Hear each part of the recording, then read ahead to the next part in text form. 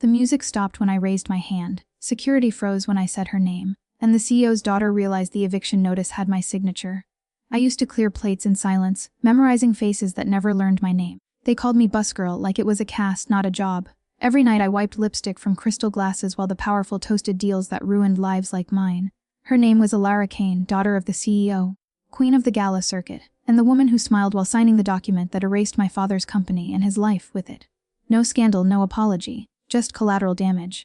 When my father collapsed in our kitchen, the eviction notice still warm in my hand, I learned something permanent: power doesn't shout. It signs quietly. I didn't cry at the funeral. I took notes. For 7 years I stayed invisible on purpose. Business school at night, finance books during smoke breaks, listening more than speaking, watching how executives laughed, how assistants knew everything, how daughters inherited thrones they never earned. I didn't hate Alara, I studied her.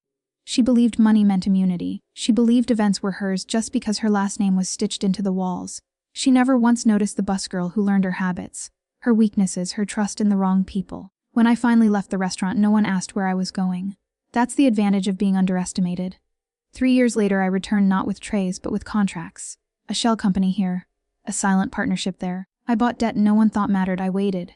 The night of the Kane Foundation Gala arrived, her biggest event of the year. Press everywhere, investors watching, legacy on display. I walked in wearing black, not as staff, not as guest. As owner, she laughed when security stopped her. "Do you know who I am?" she snapped. I stepped forward. "Yes," I said calmly. "I do." I handed security the documents: venue transfer, breach clauses, emergency eviction, legal, final, and irreversible. Her smile cracked. "You can't do this," she whispered, eyes darting to the cameras. "I didn't," I replied. "You taught me how?" The room watched as the CEO's daughter was escorted out of her own gala, heels echoing like a countdown to reality. Later that night her father called me. Threats first, then offers, then silence. I never asked for revenge. I asked for balance. I kept the company. I funded workers they discarded. I renamed the foundation. Not after me, after my father. Power didn't change me. It revealed what patience can build. Because the most dangerous people aren't loud. They're the ones you never see coming. The ones who learned the rules while cleaning your mess. And when the music stops, they decide who stays in the room. The next morning, headlines tried to make sense of what happened. Security error at Kane Gala. Venue dispute shocks elite event. No one wrote my name. That was fine. Power works best in silence. Alara disappeared from social media for weeks. When she returned, her posts were careful. Quotes about resilience, photos without captions, comments disabled. For the first time in her life, she was being managed instead of managing the room. Her father didn't call again. The board did it for him. They invited me to a meeting framed as a clarification. I arrived early, sat at the far end of the table, and waited. When they entered, their surprise was almost satisfying. But I didn't smile. Smiling would have made it personal. I wanted it professional. They asked how a former busgirl had outmaneuvered a corporation that had existed longer than she'd been alive. I answered honestly. I listened when you thought no one important was around. Silence has weight in boardrooms. I let it settle. I laid out the numbers. The debt I'd bought. The clauses they ignored because they assumed no one small could read them. I showed them how arrogance leaves fingerprints everywhere. One director cleared his throat. "What do you want?"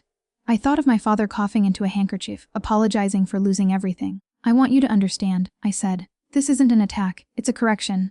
They offered a settlement. I declined. They offered a partnership. I accepted with conditions. Alara was removed from all ceremonial roles. Not fired. Not disgraced, just sidelined. For someone raised to believe visibility was oxygen, it was a slow suffocation. Weeks later, she asked to meet me.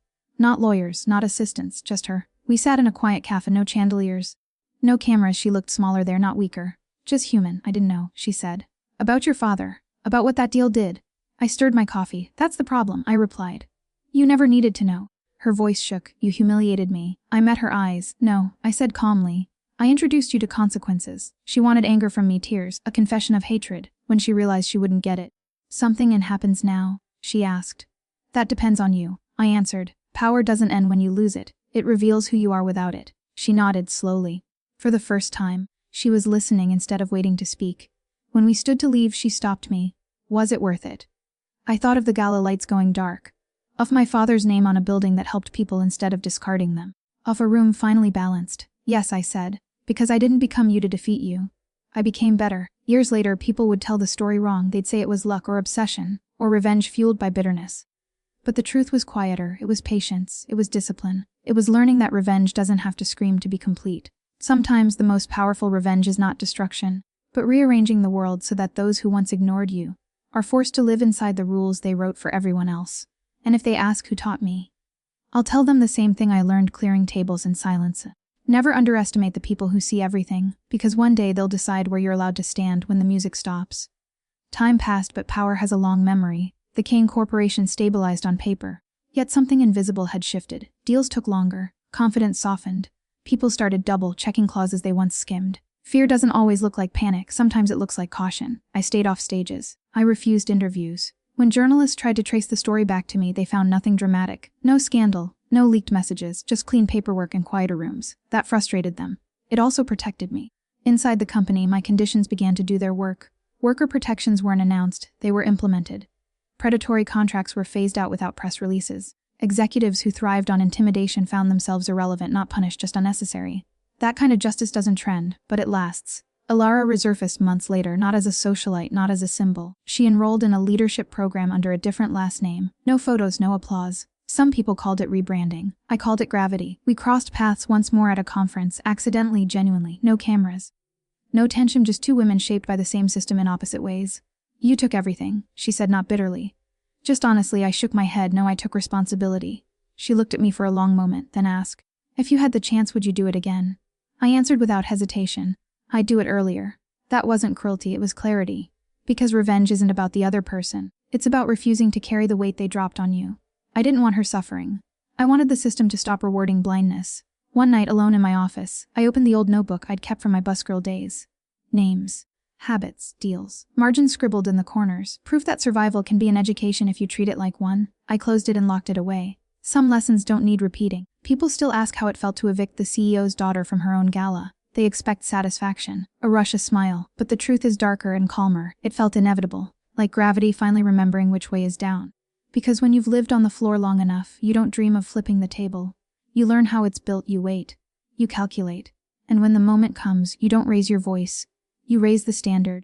That's the kind of revenge no one warns you about. The kind that doesn't end with applause, but with permanence.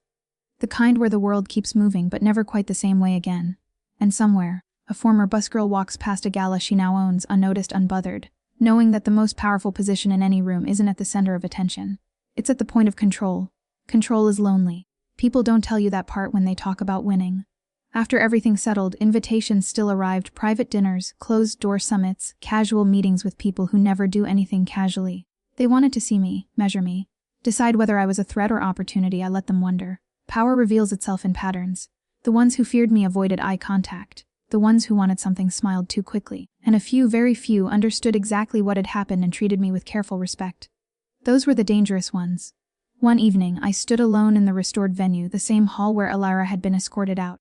Empty now, no music, no guests, just polished floors reflecting overhead lights. I remembered myself here years ago, carrying trays heavier than my future, moving fast so no one would complain. I remembered how invisibility had kept me safe, and how it had nearly erased me. I walked to the center of the room and stopped. This is what revenge really gives you, not joy, not closure, but a mirror. You see who you became to survive. I didn't like everything I saw. The patience had sharpened into something cold. The silence had turned strategic.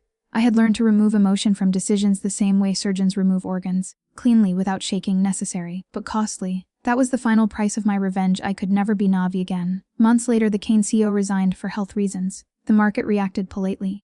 Analysts wrote careful obituaries of his leadership. No one mentioned the daughter who no longer stood beside him in photographs. History prefers clean endings. I declined the board seat they offered me after his departure. Control doesn't always mean sitting at the table. Sometimes it means choosing when not to. Instead, I funded scholarships, quietly, for people who worked invisible jobs while learning impossible things at night. No branding. No speeches, just contracts that didn't trap them. Because if I learned anything, it was this: systems don't collapse from attack. They change when the wrong people learn how they work. One last message arrived in my inbox late one night, no sender name, just a line of text. "I finally understand what you took from me." I didn't reply. Understanding isn't something you return. I shut down the lights in my office and looked out at the city, windows glowing like secrets. Somewhere in those buildings, someone was being ignored. Somewhere, someone was listening instead of speaking. That's how it always starts. Revenge stories usually end with a fall or a victory. Mine ended with alignment. The world didn't burn. It adjusted, and that adjustment, that quiet, irreversible shift, was more powerful than any humiliation.